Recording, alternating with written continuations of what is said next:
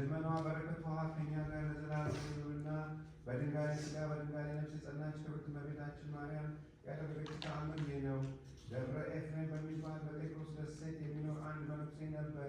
በድንጋሌ ሥጋ በድንጋሌ ነፍስ የጸናች አምላክን የወለደች ክብርት እመቤታችን ማርያምን ይወዳታል።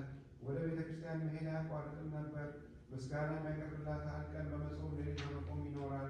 ከዚያ በኋላ ያ መነኩሴ ታመመ። ወደ ቤተ ክርስቲያን መሄድ ተሳነው። በቤቱም ውስጥ መንቀሳቀስ አልቻለም። ደዌው ጸንቶበት ለሞት ተቃረበ። የመሠዊያውን ታቦት ይሳለም ዘንድ ተሸክሞ ወደ ቤተ ክርስቲያን እንዲወስዱት ወንድሞቹ መነኮሳቱን ለመናቸው። እንዳለውም አደረጉለት። እርሱም በመከራዬ ጊዜ ስለረዳችሁኝና ስለደከማችሁልኝ እግዚአብሔር በጎ ዋጋ ይክፈላችሁ ብሎ መረቃቸው። እነግራችሁ ዘንድ ኑ ሰማይ ተከፍቶ ጌታችን ኢየሱስ ክርስቶስ በእግዚአብሔር አብ ዕርና ሆኖ አየው። በድንጋሌ ሥጋ በድንጋሌ ነፍስ የጸናች አምላክን የወለደች ክብርት እመቤታችን ማርያምም በልጇ በወዳጇ ቀኝ ተቀምጣ አየኋት አለ። ይህንንም ብሎ አረፈ።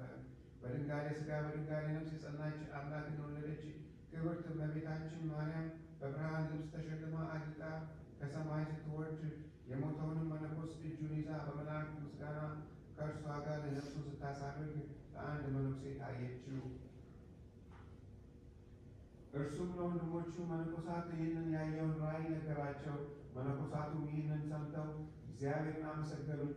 ሰውን የምትወድ በድንጋሌ ሥጋ በድንጋሌ ነፍስ የጸናች ክብርት እመቤታችን ማርያምን አመሰገኗት። ልመናዋ በረከቷ ከእኛ ጋር ለዘላለም ይሁን አሜን።